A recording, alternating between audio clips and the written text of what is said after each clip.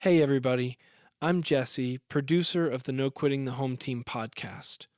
I wanted to give a quick disclaimer in that while we hope anyone who listens would gain wisdom and insight from Dave and Renee's conversations, this is still a podcast intended for married couples, and to that end there will occasionally be dialogue around sexual intimacy and other related topics. So, for those of you who may be single and particularly sensitive to this subject matter, or those who may be listening at home or in the car with their kids around, we wanted to give you a heads up in advance so that you might continue listening at your own discretion.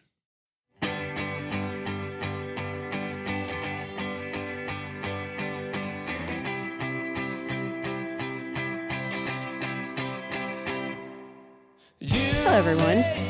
Welcome to Season 2, Episode 13, our last marriage book review of the season. Whoa. Thank the Lord. I'm Renee. I'm Dave. I'm Jesse. Oh my gosh. Jesse's a little slow today. I'm just over here being a good producer taking notes. I'm leaving that in. Yeah, we're here. Honey, Yeah, how are you? I'm doing great. I'm excited to talk about this book. What is the book? It's called The Future of Christian Marriage by Mark Regnerus. No. We just What is it? I know. What is it? Regnerus? What is it? How do you pronounce it? We don't actually know. We don't know. Sorry, Mark. We were so sorry, Mark, that we don't know how to pronounce your last name. We tried to do our research, and we failed. I said Regnerus. Regnerus. Regnerus was the consensus. Or Regnerus. Or Regnerus. Regnerus. I think it's Regnerus. Regnerus seems, I don't know. Yeah, I think that We rolls off the tongue apologize. the best. Sorry. Yeah. Well, we did read the book, though. So even if we can't pronounce the name of the author. And Quick little teaser. it's an academic book. It Yes, was a nice. yes, it is. It was. I tell you Yes, what, He's it like, let me is. tell you how I know. it was a nice change of pace. This isn't a how-to-do marriage book, which we've had a lot of those this season. This is a more academic take on the future of marriage from the perspective of a sociologist. What's the function of marriage? The future of Christian marriage. The future of Christian marriage. Specifically. And he almost, not to get into the book too much. Yeah, but this is a teaser. He thinks the future of marriage is Christian church, marriage. yeah. Like it ultimately will be a Christian marriage Yep. for it to have any meaningful future and for the stabilization of all of society. Yep. So it's a pretty fascinating take from a sociology point of view. He's a Christian. It's kind of clear. He has those leanings and those convictions. But he's also writing as a professor of sociology at the University of Texas in Austin. And it's a pretty significant research project that Yeah. he's sort of gifted to us. So I'm excited to get into it. It was kind of nice to have a different perspective because all the books we've read, it's like, do it this way. This is the panacea of strategies for a good marriage. And this really was just a look at data. And so it didn't have sort of an instructional or a prophetic sort of tone. It was just like, this is what I see. Yes. And it just had, it was a different, it felt different. It did. He was not, there was none of this. I found the key, magic key right. that's going to unlock your happiness in Yes. marriage. Right, right. There are no keys to be found. Right. But But there which is- actually, looking at the data, it almost creates more validity because you can actually see of these 140 couples or whatever, this is what produces, instead of someone peddling a strategy, it's just observing the people who are doing well. yes, it's research. Right. It's sort of kind of basically scientifically based research and then observations drawn out of a body of facts. Yeah. Yeah. So it's a nice, Yeah. he's not a counselor. None of this is sort of strategies for how to do marriage right. Right. It's more based on trends in the function of marriage in society. This is where it's heading. And you can kind of draw conclusions of what that means for the positive or negative attributes. Yeah. Which is what good research and good papers do. Yep. Yep. Yes. You don't. This is not completely tangential because it applies to this, but one of my greatest frustrations is when a journalist will pull something, not even from like the conclusion of a paper, but from the abstract. They'll pull like one little thing from the abstract and then publish that as fact. And it's like, but did you actually read the paper? Did you try to interpret the data? What did you do? And It's all like, of the data, not just yeah, the points and that not just the stuff that back like, up what you wanted validated to your say. position. Yeah. Yeah, but because doing again, that takes such a long time. and it's, it's so boring. It's almost like it's difficult. It's almost like it's science. Right. Well, this is the first book that we've read this season that's published by Oxford University Press, which kind of shows you and the doesn't level. have an audio recording of it. Sorry, Nay. Yeah, so we had to suffer through just a few evenings of really dense text, but it's fantastic. And the conclusions. Honey, you're pre-grading say, it. oh You my can't- gosh, you can't we say- have- or is can't it say it's fantastic. Three times now we have almost got to and then deferred from the original question, which was, How are you? how are you? Yes, we've got to stop talking. How are you, honey? We'll come back to the book. I'm great. I'm doing good. For real. I'm doing good. I'm a little delirious. Clearly. I've taught poor Jesse. You've had to listen to me for 4 straight hours. Dave, it's a privilege. It's a Literally. privilege and an honor. Literally had to listen to me for 4 straight hours. I'm excited to listen for another hour. But I do get on a high whenever I teach and when I have consecutive kind of things that I'm teaching. I get energized more, by it? I get more energy, not less. So I literally feel You're good buzzing. right now. You're buzzing Yeah. a little Yeah, bit. I'm buzzing a little bit for sure. But yeah, I'm feeling good. I'm excited to see you, Nay. How are you doing? I'm good. I think I just had this funny thing happen where, so I have an Apple Watch, Yes. and I just got a notification that said my resting heart rate for the last 6 days is 10 points higher than it was previously. So I think it's Why I just do you think suppose it's that is? I think it's a bellwether of just some internal stress around our children, and One in specifically, particular, yeah. Yeah, one of them. yeah, we're just. I mean, it's fine. We're just in this. We're waiting to see where he's going to live next year via which college he gets into and how much money? we have to come up with by September 1st of 2023. And it's funny. I hope it's 0. That's really what I'm pulling for. That's why my resting heart rate is really low.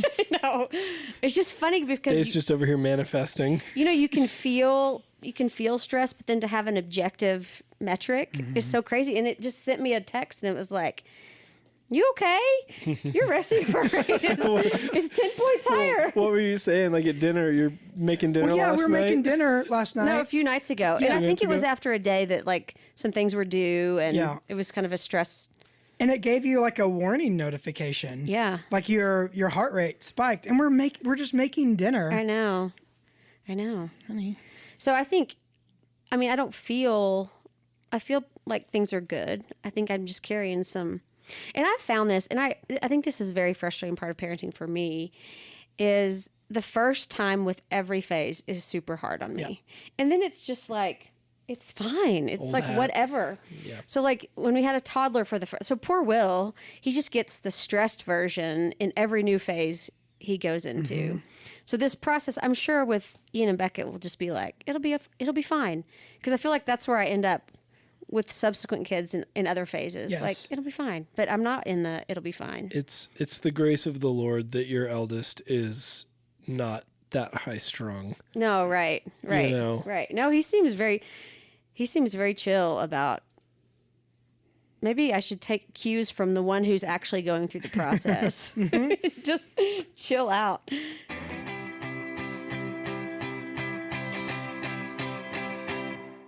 All right, let's talk about the future of Christian marriage. Let's do it. Mark, what does Mark tell us? Mark Ragnarok. No, try again. Mark Unbelievable. Regnerus. Somebody call this man. You know why he's Ask doing him this? what his You name know why he's is. doing this is because he's a professor at the University of Texas. There's Yeah. there's No just love- some, no there's just love some for the subtle T-sips. There's a lot of built-in hatred there. There's some subtle hostility. My goodness. Oh, Although my this guy goodness. seems like a great guy. Yeah. Somewhere Clark Nonnelly is just like nodding in approval. All right, so So, give us an overview. okay, here's the overview. Mark is a sociologist. He has put together a pretty significant research project in which he has interviewed nearly I think it's 100.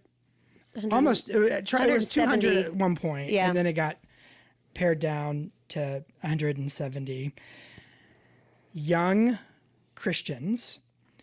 Most were single, some were married, but he wanted them to be young, and it was international. So from the United States, from Beirut, Nigeria, which I thought that was so interesting. Beirut, Lebanon, yep. Lebanon, Russia, Poland, Mexico, Yep. and I think was that it? I think that was I it. think that was it. So it's a fascinating cross section of Christians around the world and their perspective on marriage, its role, its function, what they believe about marriage as young Christians. And he then takes that information and then through this pretty significant survey he has them do, he kind of built his book on the response to that survey and kind of has made some projections as to the future of Christian marriage. So that's what he did. And so here's some of the highlights. You want me to just give some of the highlights now? Yeah. Okay. So we don't... Or maybe because it's so dense. Right. With facts and, we could spend weeks A lot discussing. of numbers, Yes. which I appreciate. But so maybe tease out what you think was most like helpful or enlightening or poignant or... Okay, so here to me is like the headline. Marriage is good. As an institution, marriage is the optimal state for child rearing. You have more education, more likely if you're married. Greater wealth, home ownership, percentages go up when you're married. Jobs are better, consolidation of expenses, longer lifespans, greater happiness, longevity, better baseline health, more positive relationships, more social support, higher levels of meaning and purpose, and less loneliness. Think if you sold that, because he does talk about the cultural decline of marriage. Yes. Think if you sold without people knowing what you were talking about. Just think of the massive self-help industry. And you said, hey, we can make you enlist all those things. Do you want a longer life? Do you want a longer life? Do you want to be less lonely? Do you want to have more financial prosperity? Do you want all those things? You should try marriage. Get hitched. So it's fascinating, and he kind of he wants to highlight the obvious good of the institution of marriage, and to say all of these things. Obviously, there's disintegration of marriage, which a lot of the book is sort of picking that apart a little bit. But he wants to say, even though there is cultural, like worldwide in all these cultures, the value of marriage is going down culturally, that the actual institution, what's experienced in those marriages, is all these things. Right. And he's like, okay, so if we want to have a future that has these qualities, like longer life, social support, positive relationships, Economic better flourishing. baseline health, economic flourishing, all the things that sociologists kind of track, then we need to put value back on the institution of marriage because those things are found uniquely in that state. Yeah. And so I think that's really cool. Like I like that he did that. And But probably almost the people he needs to convince of that. I mean, as he rightly shows, there's still a really high view of marriage within faithful church-going communities. Yes. So the people he needs to convince of that, the book needs to be marketed to somebody else, probably. Which is maybe why it's published through Oxford University Press. Yeah, maybe. Like it's going to a little bit more kind of a broader Academic. socially group of people, not just kind of Christian evangelical subculture people. Yeah, true. So that's the highlight. The huge shift that he's noticed, though, that really comes through this survey, is that he's observing that marriage historically and biblically, broadly speaking, has always been a formational and foundational institution, meaning people go into marriage and expect to be changed as people through the process of being married. So their values, their virtues, their capacity for civil behavior is actually formed and shaped through the process of being married and staying married. So it's foundational. But now It's capstone. it's a capstone institution. Yeah, I thought that was fascinating. Yeah, meaning that Once I get all my ducks in a row, then I am Prepared. I'm ready now. at a point where I can enter into this. financially stable. I'm the kind of person I already want to be. So my primary formation's already happened. Yeah. And so now it's just I need to find someone who is like me in their formation already. Yeah. Who has in a similar stage of life financially as well. And then as sort of a cherry on top for my adult life, I now can enjoy the benefits of marriage and pursue that. And he basically, and so that's not a formational experience. That's a capstone experience. So he's really, through this survey and kind of through his analysis, challenging those cultural shifts. The kind of Because what's the drawback of that? What's the drawback of that sort of ideological shift in marriage? The drawback is that because people wait later Right. and till they're married, that how the percentages work is that less people are actually going to be married. And so less people are actually going to experience the institution and all of the benefits that institution gives. Okay, let me play devil's advocate for a bit, though. Okay.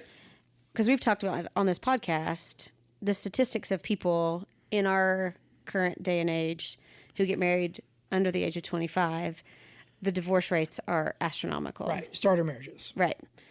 So it doesn't seem that clear cut that it's necessarily bad that people are waiting longer to me. Right. Most people wait longer because they've seen all of the disastrous results of people who aren't ready for marriage, who aren't mature enough even to enter into marriage as an institution. Yeah, because I mean the reality of delayed adolescence, it's just a reality. Yes. You know, we could say we wish people were more mature or younger, but they're not. And if they're not, advocating for earlier marriage isn't going to make them more mature. It may just create a lot of really dysfunctional young marriages. Right. Which then also could have a secondary consequence of kids in broken families. I don't know. I just don't. Which is a lot of people are waiting for marriages. It feels like that recommendation needs to be more nuanced than just it's bad that people are waiting longer to get married. Part of what he advocates for at the end of the book is we need to, as Christians specifically, create a culture that is more marriage friendly for younger people so that they're better prepared for all of the challenges of marriage.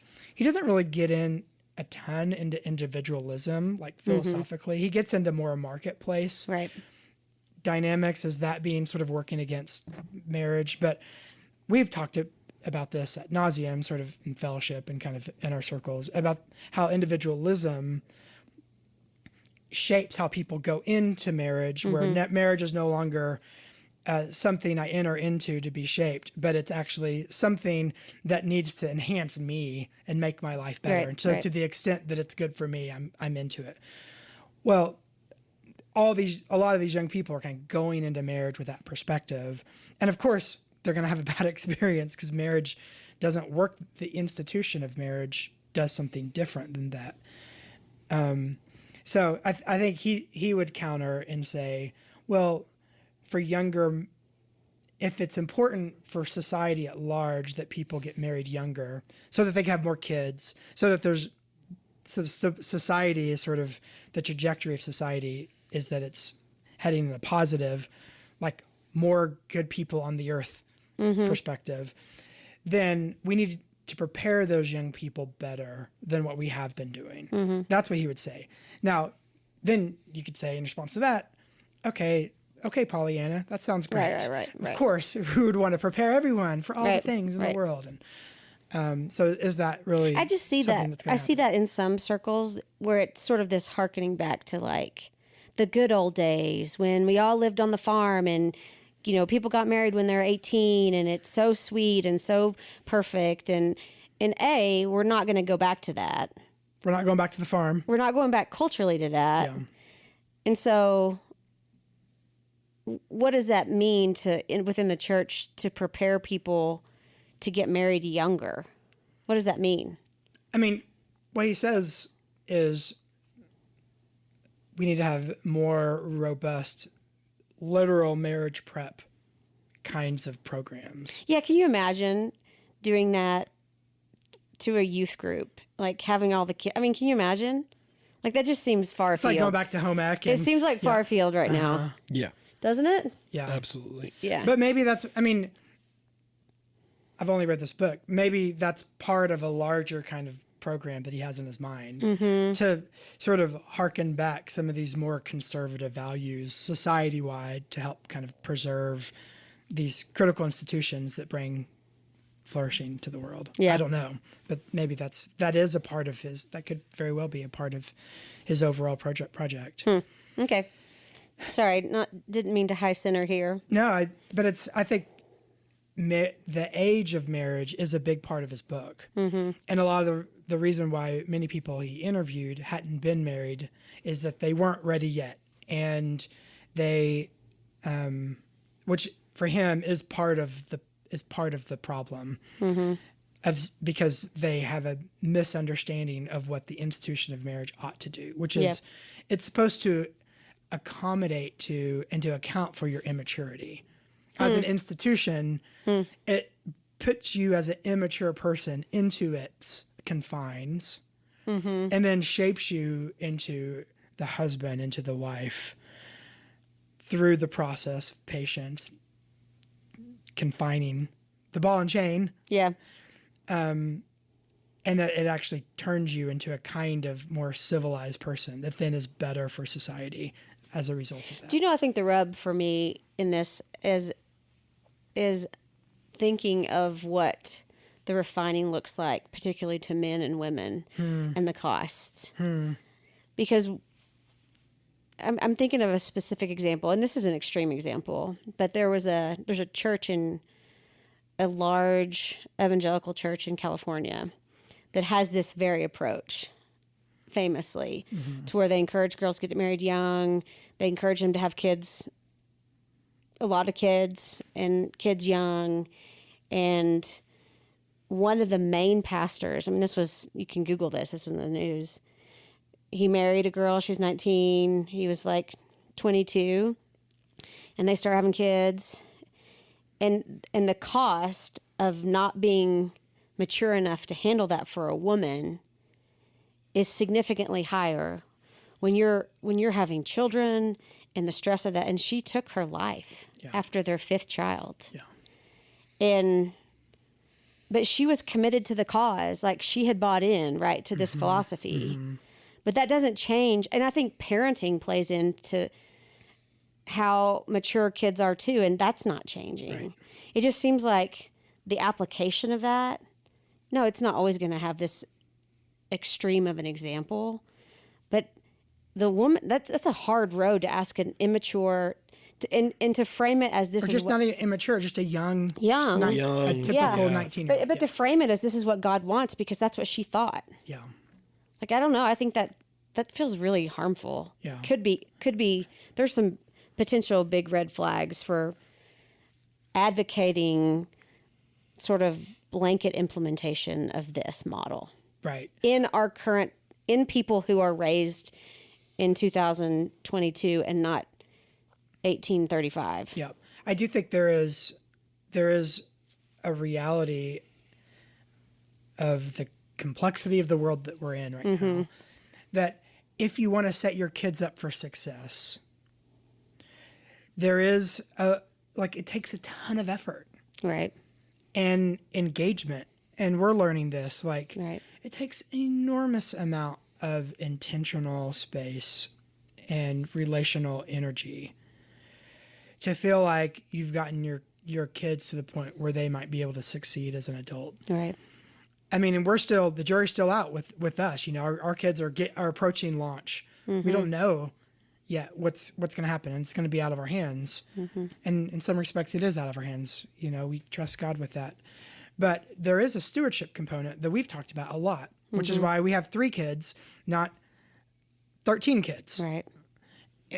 Because there's only 24 hours in a day, and you can only have so much time. And we live in the world in which we live. Yeah. And we can idealize what it should be, but it is what it is. Right. And it costs what it costs, right? Right. To have kids. And so I don't know. I just found that maybe unwise or unnuanced to not discuss that. Right. And For this is him. where he has the benefit of being a sociologist. Right. In that he can kind of look at it more macro level. Right. And say the trend of getting married at 31 instead of 27 means that now there are X number of less Christian kids in the world. Because the 31, 32-year-old couple, they're going to have 1.5 kids. And the 27-year-old couple, they're going to have 3.4 kids or whatever.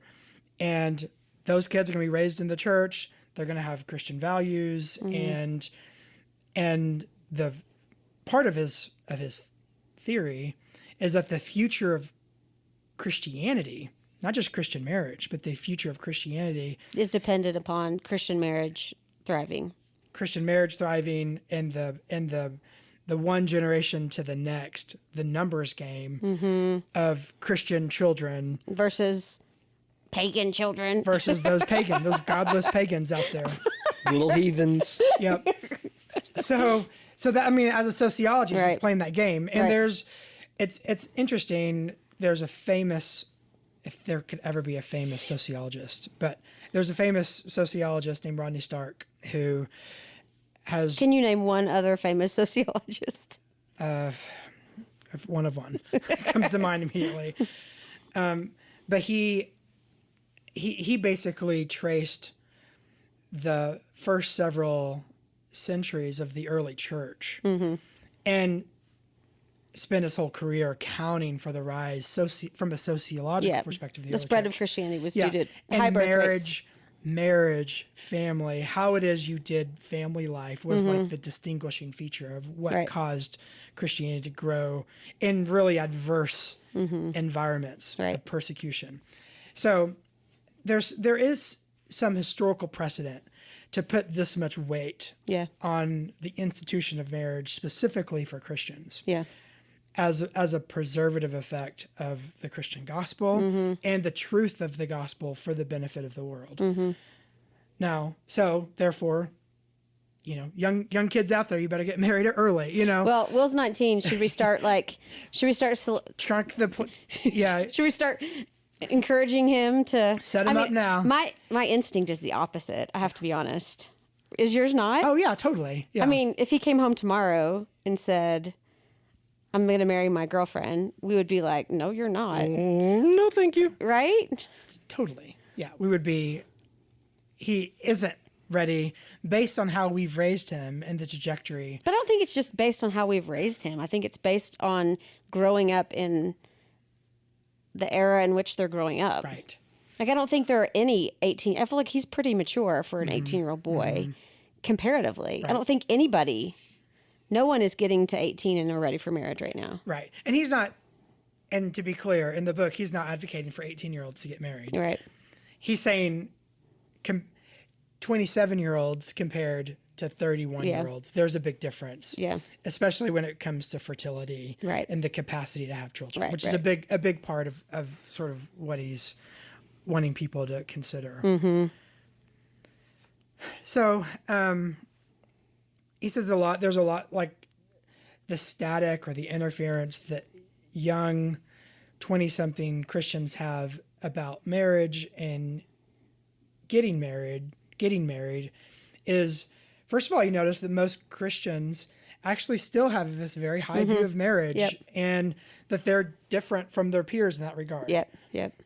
It's something that God made that's good, that is will be good for them. And they have all of the things that we will have read about in Tim Keller's book, for example.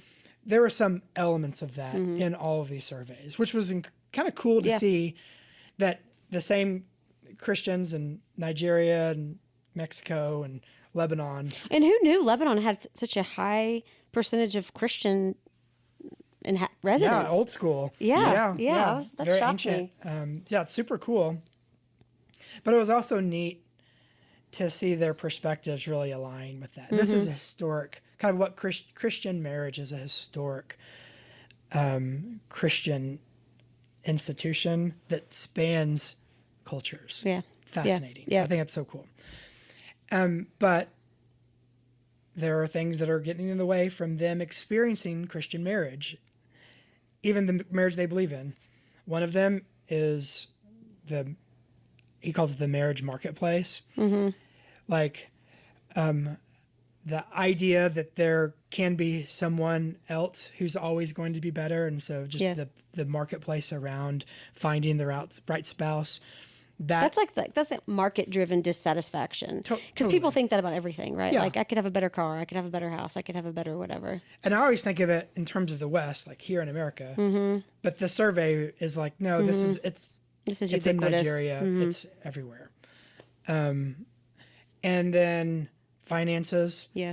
The cost of weddings. Right. Because this whole thing, cost of weddings, prohibit marriage. Yeah. And he's like, how crazy is this? Yeah, it is crazy. That would be the thing that would get in the way. But the economics of it absolutely gets in the way. Well, and the expectation of that type of wedding that most people have. Yeah. What is it here in Colorado? It's crazy. It's like $50,000, I think. Isn't it? Yeah, I mean, Like it's, regularly spent it's that. unsurprising given the. I mean, in the same way that you're gonna have a marriage tax on like a cake, right? Like I need a 3-tier cake made versus I need a 3-tier wedding cake made. It's gonna be 5x the cost. Totally. Yeah. So I imagine venues have a similar policy where it's like, yeah, you want to rent this for a corporate event, great. Oh, you want to rent it for a wedding, cool. That'll be $30,000. Right. Yeah, so I'm not sure what the medium is. Capitalism. Yeah, but it impacts when and when you get married, how old you're going to be. Right. And it delays it. It just delays it. And we see this at Fellowship all the time, where venues cost. It's like, well, we can't do it here. We want to do it here.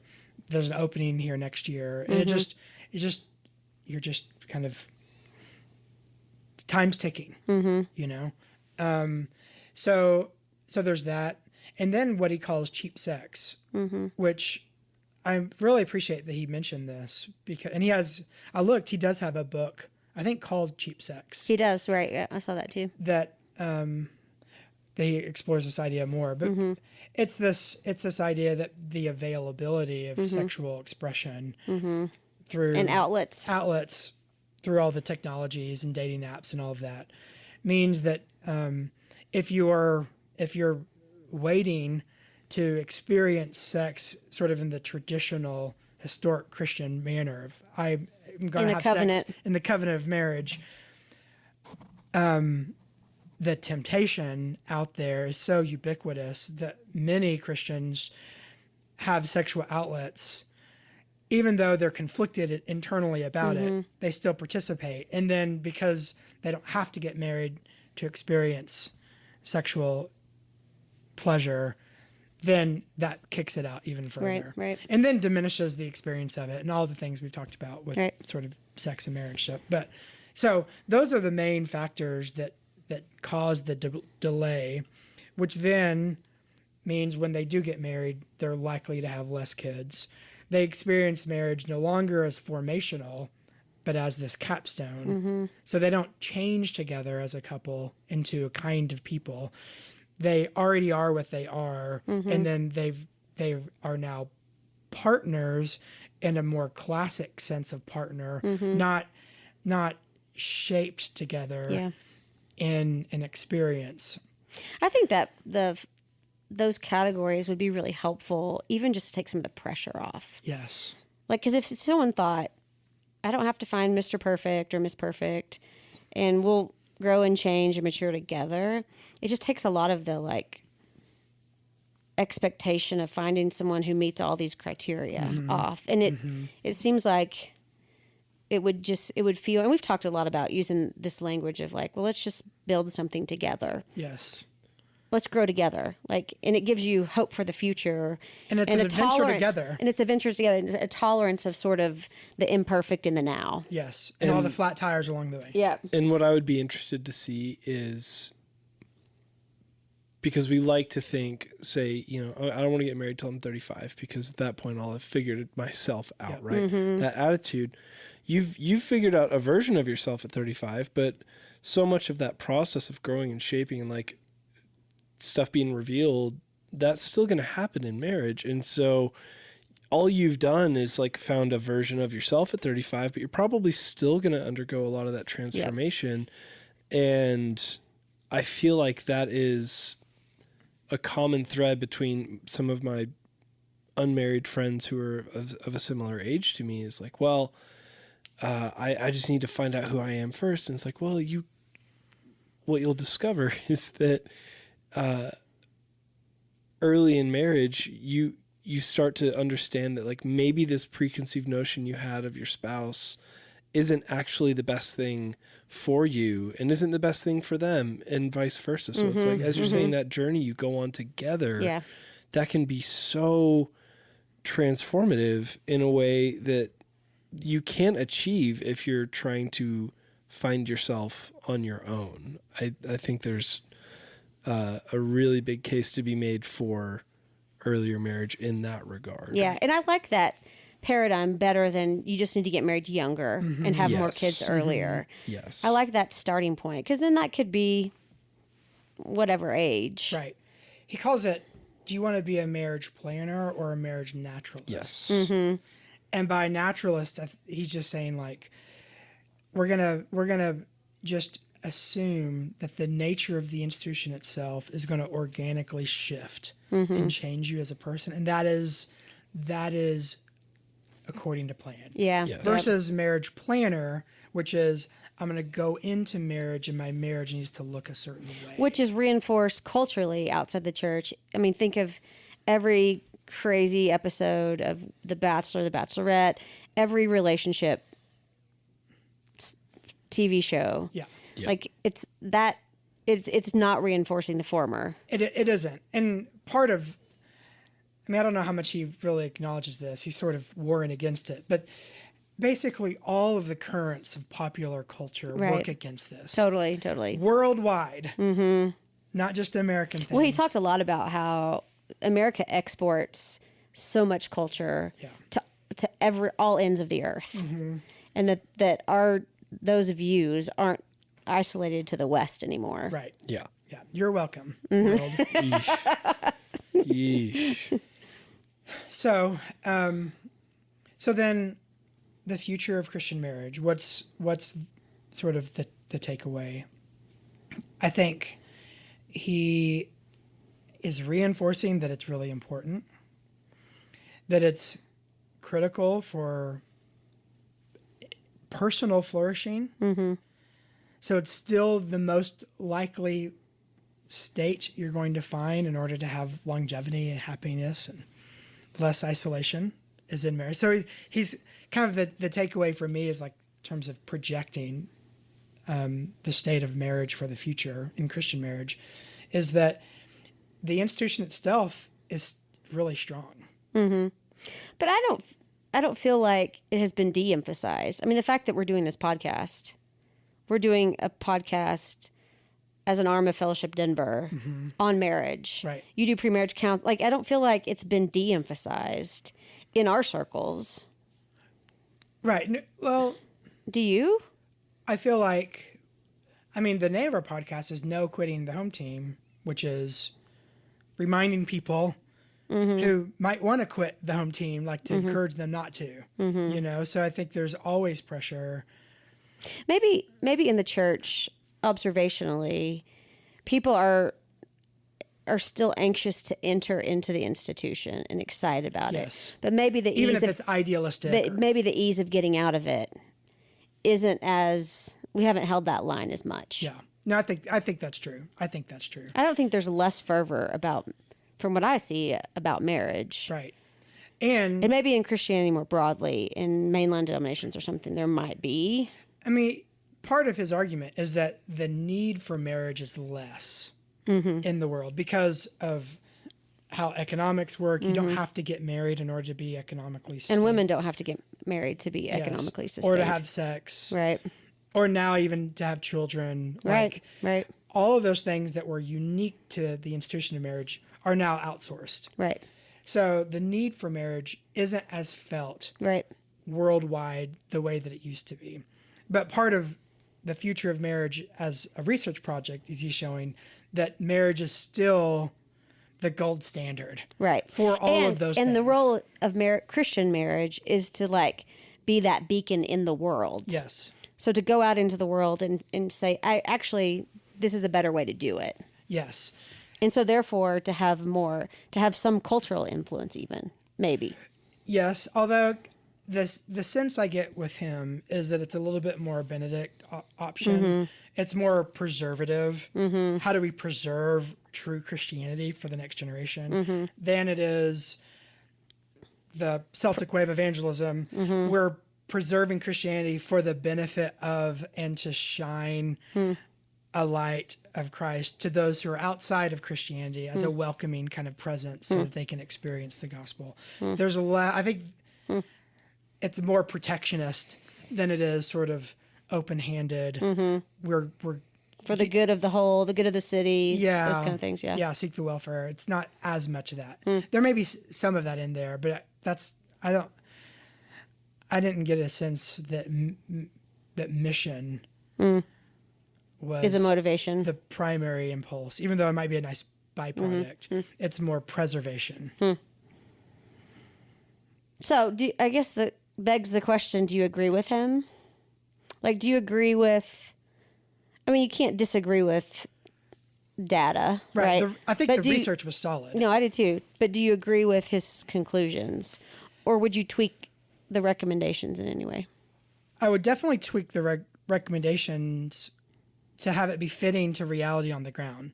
This is what sociologists always have the benefit of saying, here's the general thing, here's the trend, without having to worry about the gritty realities. I mean, they can say, here's the forest. They don't have to look at the individual tree. Right. All of us, we have to live with the trees. Right. And so we have to deal with the individual situation of sort of, as people are approaching marriage themselves or if they're raising kids to potentially be married at some point. I think all of those details have to be fitting to the reality on the ground.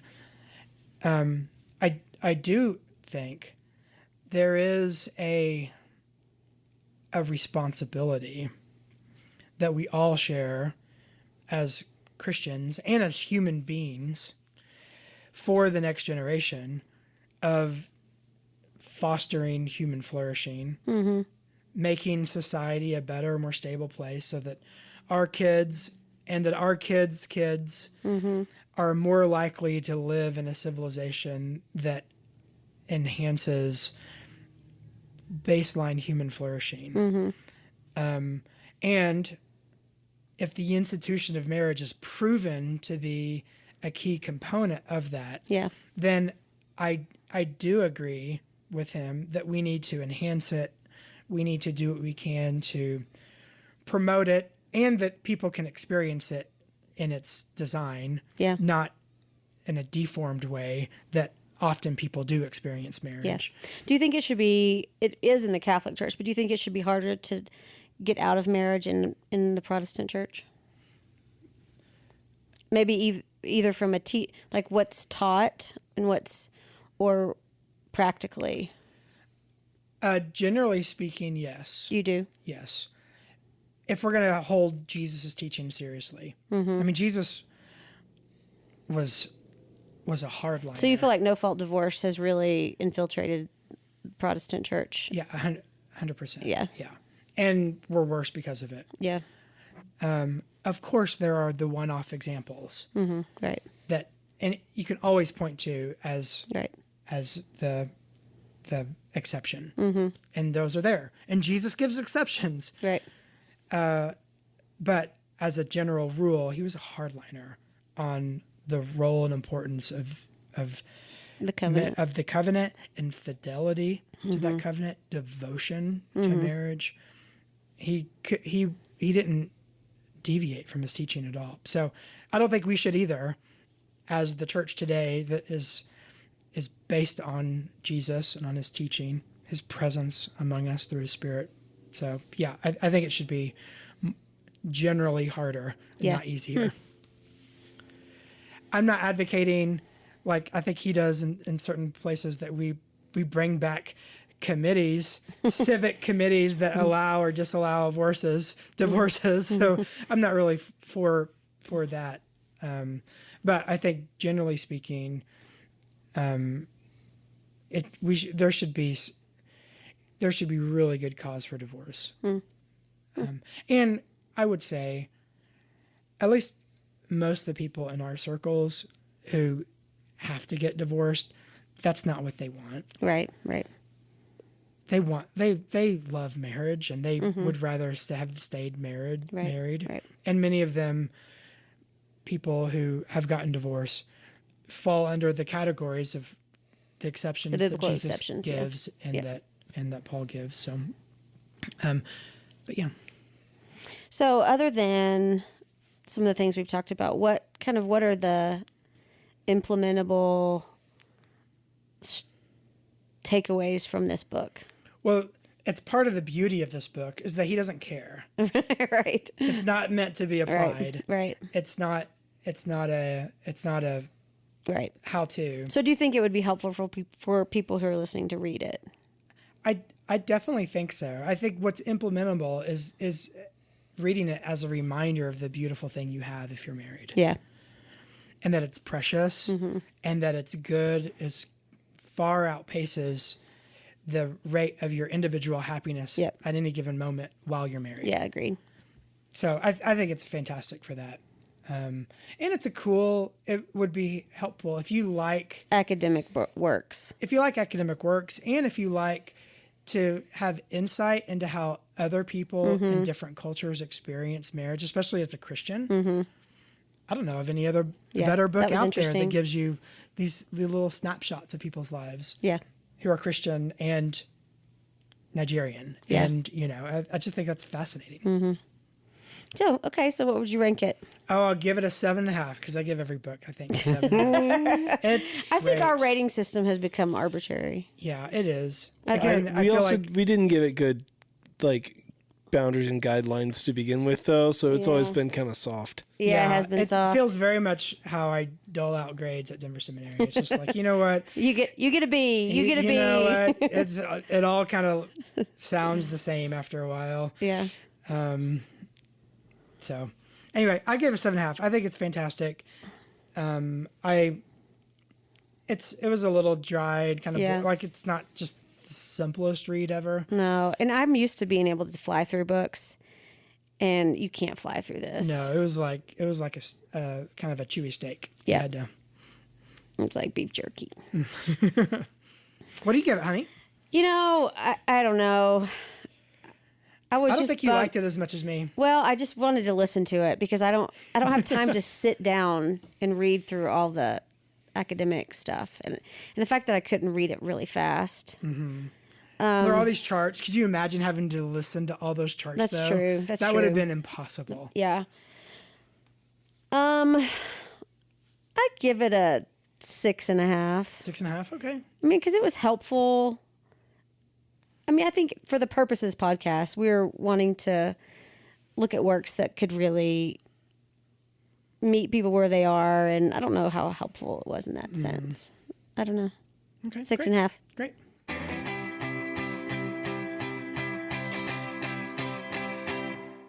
All right. All right. What's next? Surprise question. That's you, honey. And it's me. So I have a question related to recent conversations we've had about physical goals. So I am attempting to deal with a decent amount of sadness because my first child is leaving for college next year. So I entered a long race in May for just to run out sadness. And I think if my body hurts a lot, then maybe I won't be as sad. So I'm doing a half marathon in May. Yes. And so we're talking about this, and you often will say things about physical goals that I'm curious. So one, for example, and you've spoken this from the pulpit in a sermon that you said, by the time you're 50, I'm going to dunk. You're going to dunk a basketball. And I've always just kind of chuckled at it, like, ha, ha, ha. But you just are unrelenting in the certainty of it. And I want to hear you talk about, irrational confidence? Yes, maybe. And are you just maintaining this ruse of like... By the way, that doesn't really communicate confidence. Say, somebody's in your spouse. Okay, so do you really... Maintain this ruse? Do you think that... Living a lie? You're sticking to this as if this is real. Like, in your mind, you really think you're going to do this. Do you? Do you really think that this is an actual physical goal that you will accomplish? Or is it just kind of this funny underlying joke? Hey, and let's state for the audience, Dave, how old are you? I am 46. And how tall are you? I'm 5'9". Okay. I have dunked in my past. Yes, as a teenager. Yes. As part of my history, my athletic history. Yes. That is something I have done before. Yes. Now, what has happened since then? I've gotten old. Well, even before then. Oh, I broke my leg. Yeah. Did you dunk after you broke your leg? No. Okay. And we're talking compound tib fib It was fracture. very serious. Yeah. Healed wrong. All the things you don't want. Yeah. So it's just a funny line that you have stuck through this for months, maybe years. No, it's a couple of years now. And every time we talk about it, you're so matter of fact about it. And I just kind of want to know where you are. Well, I do have to say that I'm a little discouraged with it right now because I feel like I have gone the wrong direction. It's like it's called aging. Bounce. The aging direction. I feel like my bounce has gotten less. My bounce is not there. You've lost your Tigger. You've lost your losing Tigger. the twitch. I feel like at times my spring has been sprung, and it just doesn't bounce. It just doesn't spring up the way that it used to. Those fast twitch fibers are not so fast. Yeah. So, but how I respond to that reality, like on the basketball court, for example, isn't to think, oh, I'm not going to be able to do this. I'm clearly not doing the right kind of training. Are you training? I was going to ask, what jump training are you doing? Well, I'm not doing any. What's your broad jump?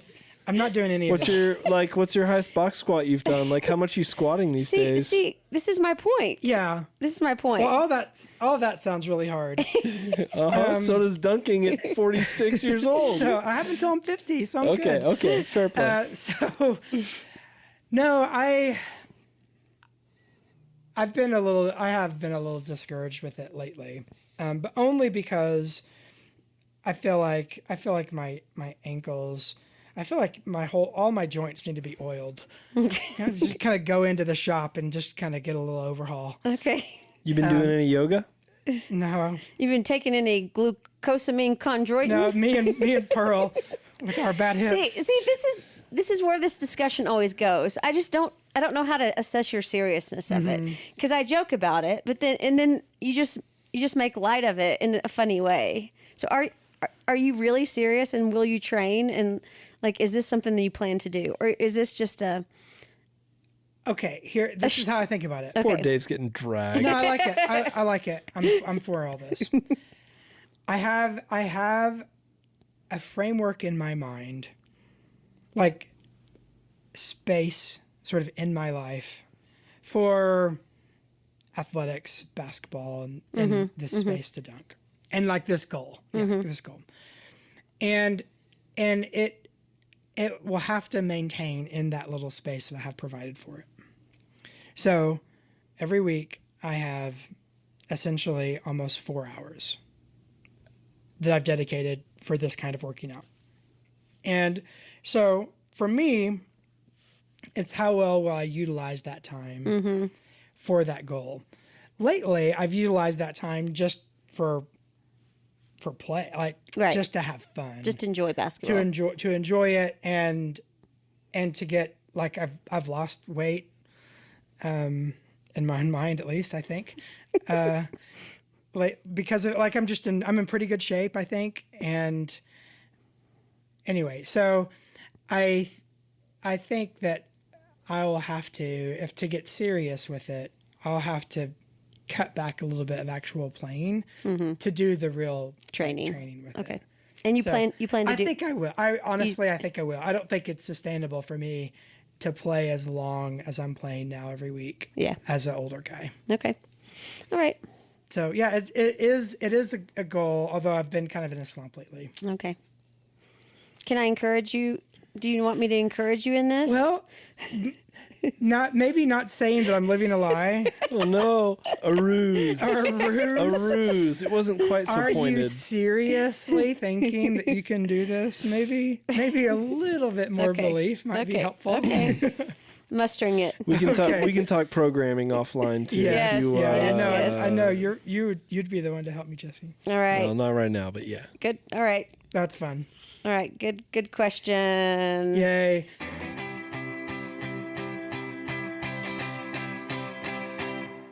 Honey, I have a question for you. What? What can I do to make your day better? 2 things. How can I? 2 things. You already I'm on it. know. Go do some back squats. And no. As soon as we leave here, Okay.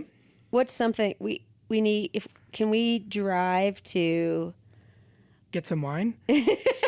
And then that? And Friday I early. just haven't all of her Check, sentences check. finished. Will has had the concluding component of his orthodontic treatment waiting at the office for how long that we have needed to pick it up. Oh gosh. Right. Yeah. It doesn't help that they're closed on Friday and most Wednesdays. But Does not. And every time I see them driving by in their Porsche with their leather seats, I think I paid for those leather seats. can we leave right from here before we pick up the boys and go to the orthodontist and pay our final bill and pick up Will's retainer? Yes. 'Kay, Done. that's Yep, one. Yep. So I'm making a new recipe for dinner, and I would like for you to like jump in and help me do the things without me asking you to. Like, just be there. Just what's the recipe? Ready to go? I'm gonna cut the ginger into matchsticks. So for me to read the recipe with you. Yeah, but don't and begin say to don't say what do you want me to do. Don't say that. just jump in. Just do what's asked. Just look. Yeah, just Do what's on the join. list. Join me in it. I'm doing a brand new. So I don't know what I don't have expertise in this recipe, and just jump in and just start doing something. Be a competent adult alongside of you. I didn't say that. I didn't say that. Those two things would make my day better. Absolutely. Done. And then maybe the one you mentioned earlier too. Sounds great.